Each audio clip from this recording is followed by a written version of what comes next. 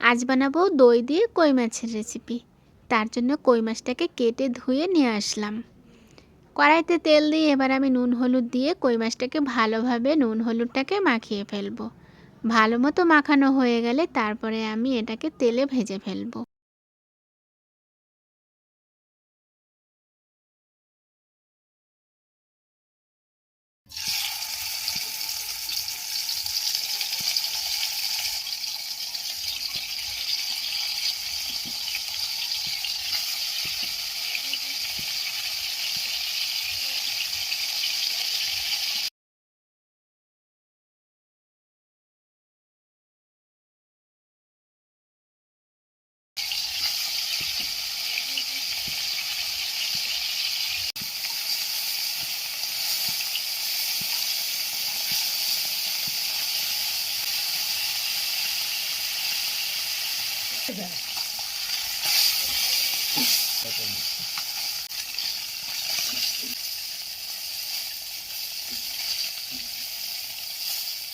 এবারে কড়াইয়ে যে আমার ভাজা তেলটা আছে, ভাজা তেলটাকে আমি পাল্টে নতুন তেলে আমি আবার মাছটা রান্না করব। এবারে তেলটা গরম হলে তার ভিতরে দেবো কয়েকটা সাদা জিরে। সাদা জিরেটা যখন দেখবো লাল লাল ভাব চলে এসেছে তখন তার ভিতরে দিয়ে দেবো পেঁয়াজ বাটা।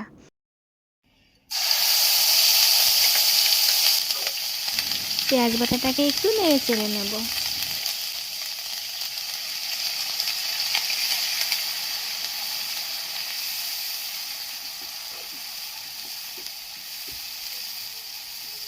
এবারে এর ভেতরে দেবো রসুন বাটা, আদা বাটা আর লবণ। লবণটা দিয়ে আমি এটাকে ভালো মতন একটু কষিয়ে নেব। কষানো হয়ে গেলে তারপর এটার ভিতরে আবার আমি হলুদটা দিয়ে দেবো। হলুদটা দিয়ে আবার খানিকক্ষণ একটু কষিয়ে নেব।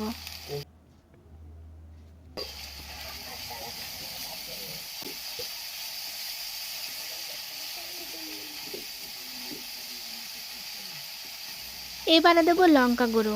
লঙ্কা গুঁড়োটা আপনার পরিমাণ মতন, আপনার মুখের স্বাদ অনুযায়ী আপনি লঙ্কাটা দেবেন। আমি আমার মতন লঙ্কাটা দিলাম। দিয়ে ভালো মতন এটাকে আবার কিছুক্ষণ কষিয়ে নেব। তাহলে কি হয়, একবারে সবার মশলার গন্ধটা উড়ে যায়।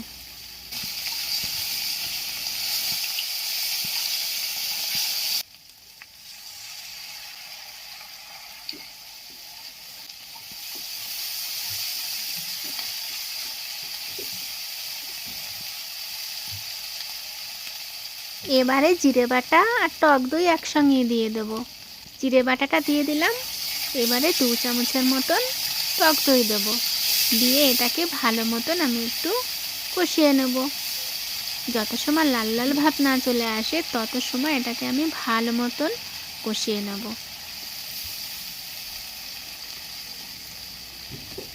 যাতে এটা দিয়ে কোনো মশলার গন্ধটা না আসে, তত সময় ভালো মতন এটাকে কষিয়ে নিতে হবে।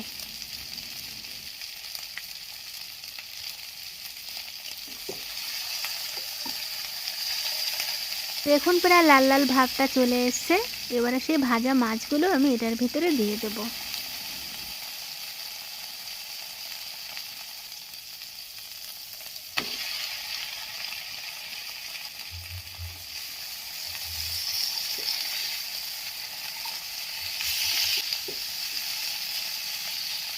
এবারে যখন দেখব মাছের পুরো জলটা পুরো শুকিয়ে গেছে তখন পরিমাণ মতন জল ঢেলে দেবো।